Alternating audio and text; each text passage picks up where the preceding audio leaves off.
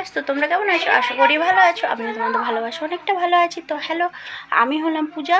তো তোমাদের মাঝে চলে এসেছি। তো আজকে হচ্ছে একটা অনুষ্ঠান বাড়ি যাবো, অন্নপ্রাশনে।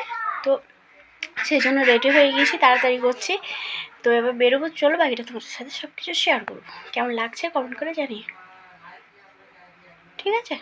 আমরা রেডি হয়ে বেরিয়ে গেছি দুজায় পাড়ার থেকে, আমাদের বাড়ির কাছে, সেই জন্য এমনি মোটামুটি রেডি হয়ে গেছি। আর এই দেখো ফুচকোটা, এরই অন্নপ্রাশন। আমরা গিয়ে খানিক্ষণ দাঁড়ানোর পর খেতে বসে পড়েছি, কারণ বাবু স্কুল থেকে এসে কিছু খায়নি, খিদেও পেয়েছে। আমার গরমে টিপটা না খুলে পড়ে গেছে। আবার রেডি হয়ে গেছি, এবার যাচ্ছি কিছু পুজোর জিনিস কেনাকাটি করার জন্য। তো দেখো, কালকে হচ্ছে শ্রাবণ মাস, জল ঢালা, তো পুজোর ঠাকুরের কটা জিনিস কেনার আছে, তাই কিনে নিয়ে আসি। তো চলো, ফল কিনতে এলাম, বিকালবেলা বেরিয়েছি, কারণ না কিনে রাখলে তারপরের দিন আর খুব অসুবিধা। তো ফল টল কিনে তারপরে বাড়ি চলে এলাম। তো বাড়ি এসে একটুখানি হালকা মেহেন্দি পড়েছে, আর এই মেহেন্দিটাই ফার্স্ট টাইম পড়েছি। আজকে বিকালে বেরিয়েছিলাম তোমার পুজোর জন্য সব কেনাকাটি করতে, ফল টল সব কিছু কেনাকাটি করে নিয়ে এলাম।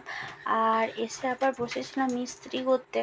তো ইস্ত্রি করলাম, এসব করলাম, করে একটুখানি মেহেন্দি পরলাম। সে চাইনা মেহেন্দিগুলো বলে না, ওই মেহেন্দি মানে আমি পরিনি, ফার্স্ট টাইম পরলাম। তো আমার না ভালো লাগলো না খুব একটা, এই মেহেন্দিটা মানে ভালো নয় আর কি।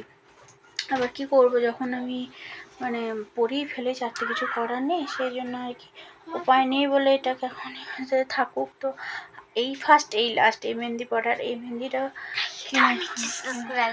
কিছুদিন মানে আর মানে এই ফার্স্ট এই লাস্ট, আর কোনোদিন পরবো না।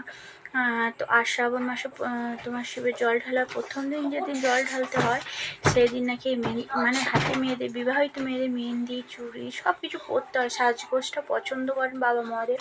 তো স্বামীর জন্য এটা করতে হয় বলে আজকে আমি মেহেন্দিটা করলাম।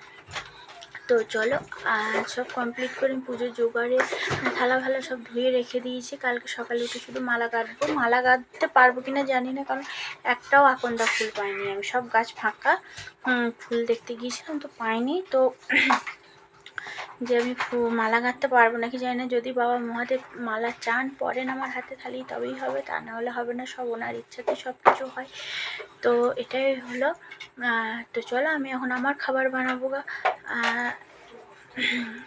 তো খাবার টাবার বানিয়ে খেয়ে দিয়ে তারপরে আবার শুতে যেতে হবে, অনেক ভোরে উঠতে হবে, প্রায় 4টে নাগাদ আমাকে উঠতেই হবে, কিছু করার নেই। তো চলো, আজকে যাওয়ার মতন একটু রাত, টাটা, গুড নাইট।